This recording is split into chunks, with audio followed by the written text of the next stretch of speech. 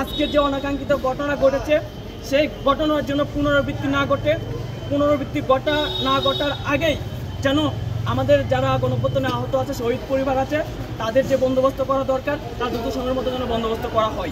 জিনিসটা হচ্ছে, আমি আপনাকে একটু আগে ক্লিয়ার করে দিলাম, আমরা দীর্ঘ 10 মাস হসপিটালে থাকার কারণে বা অনেকেই যে শ্রমজীবী ভাই ছিল চাকরিহীন থাকার কারণে পরিবারের দায়ভার নিতে পারছে না, পরিবারকে চালাতে পারছে না, অক্ষম হয়ে পড়ছে, পরিবার নিয়ে অনেকে নিঃস্ব অবস্থায় রাস্তায় বসে পড়ছে। সেই যে একটা ডিপ্রেশন, সেই ডিপ্রেশনের কাছ থেকে আবার আরেকটা জিনিস এখানে আছে যে আমরা যে মানসিকভাবে একটা বিপর্যস্ত, যেটা আমরা জুলাই আগস্টে যে ওই সময়ের যে মেসাকাটা ছিল আমরা সেটা এখনো ভুলতে পারি না। সেই যে আমাদের সেটা আমরা এখন পর্যন্ত মাথা থেকে কাটিয়ে উঠতে পারছি না।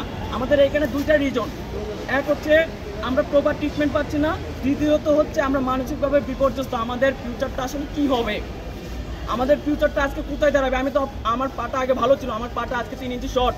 এই ভাইয়ের চোখ ঠিক ছিল, এই ভাইয়ের চোখ এখন একটা নেই।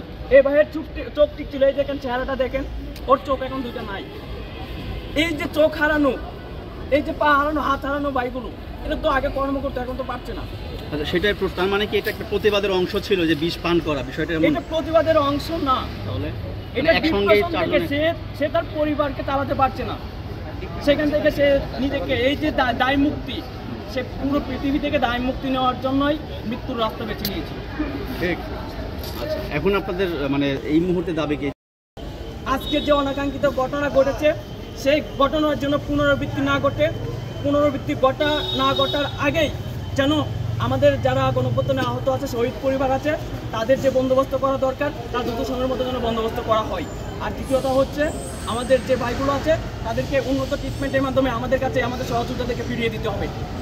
যদি এখানে কোনো হেলাই করে কোনো ধরনের হেনস্থা করা হয় তাহলে এর পরিণাম ভয়াবহ খারাপ হবে ইনশাল্লাহ। ঠিক আছে।